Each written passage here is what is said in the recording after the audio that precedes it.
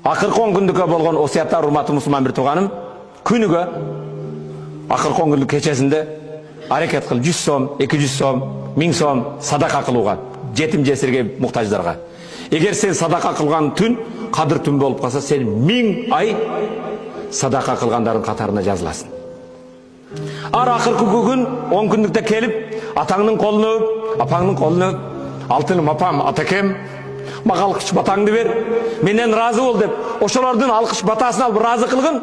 Эгер ата энең калбыга бир ошол сен кадыр түнгө дал келип калса, 84 жыл атаңдын батасын алган, алкышын алган адам болосуң.